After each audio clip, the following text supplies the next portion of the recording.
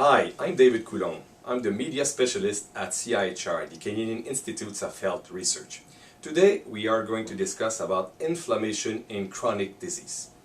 It's well recognized that there's an increasing burden of chronic disease in aging societies, with escalating healthcare costs, and human suffering across the globe.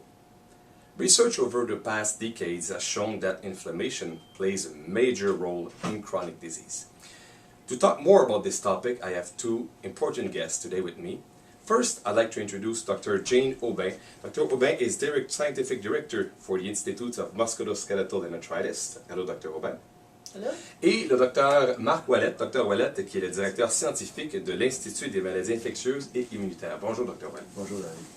First, Dr. Aubin, what is inflammation in chronic disease? What is it exactly? Well, to understand inflammation in chronic disease, I think you need to understand a little bit about inflammation. In a normal process of repairing tissues when they're damaged, or in response to a toxic invasion of bacteria, your immune cells will actually activate to start a cascade of events which help the tissue repair itself.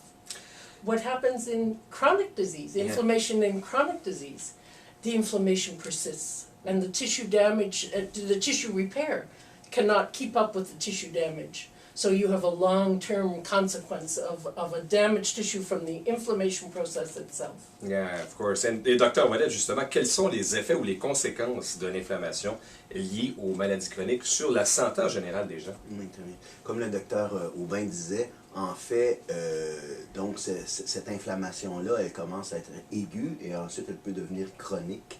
Et ça peut avoir plusieurs effets. Par exemple, on connaît l'arthrite rhumatoïde, on connaît certaines myopathies, les maladies inflammatoires de l'intestin, ou encore certains types de cancers qui vont avoir une progression initiale plus rapide à cause de cette inflammation chronique.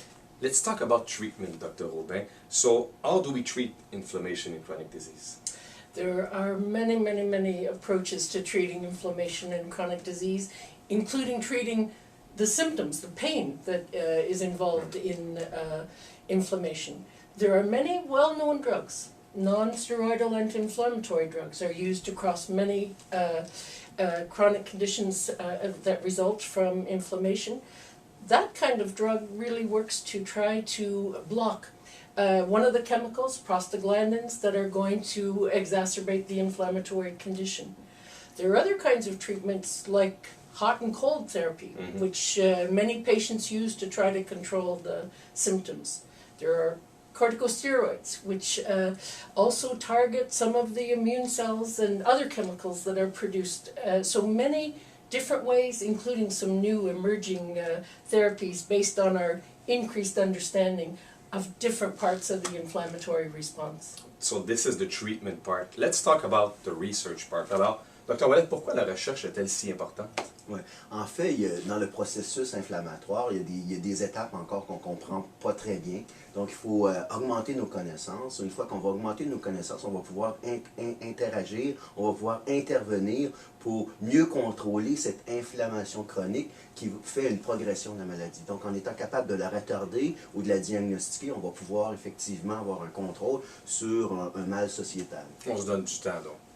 Okay, et Dr. Aubin, what are some discoveries health scientists have made about inflammation in chronic disease? Well, by understanding the pathways, the responsiveness of cells in the inflammatory response, we've been able to create new therapies that are very specifically targeted to particular parts of the process. That's a good thing compared to just trying to treat the inflammation as an overall condition. We've been learning how to image inflammation, how to understand more about how do you detect inflammation when it's at a low-grade level that may be causing tissue damage, but where the person or the patient doesn't yet feel anything. So there are many areas in which we're learning new aspects of inflammation in chronic disease, but where we need to know more. Thanks, Dr. Aubin. Et Dr. Wallet, je vous demandais de regarder dans votre boule de cristal puis nous dire, dans les 5 prochaines années, vos attentes. Quelles sont vos attentes sur la recherche sur l'inflammation? Ouais. En fait, dans un premier temps, donc en comprenant mieux les différents chemins métaboliques qui vont amener à l'inflammation, on va pouvoir trouver les marqueurs qui vont pouvoir de diagnostiquer précocement, comme le docteur Aubin disait, mais également aux différents stades de la maladie, pour pouvoir faire l'intervention appropriée pour la maladie. Donc, on parle un peu de médecine personnalisée dans les processus inflammatoires. Puis, je pense que ça va être une grande avancée pour le traitement des malades canadiens qui, malheureusement, ont encore l'inflammation comme cause de maladie. Très intéressant. Merci, Dr. Wallet. Très plaisir. Thanks, Dr. Aubin.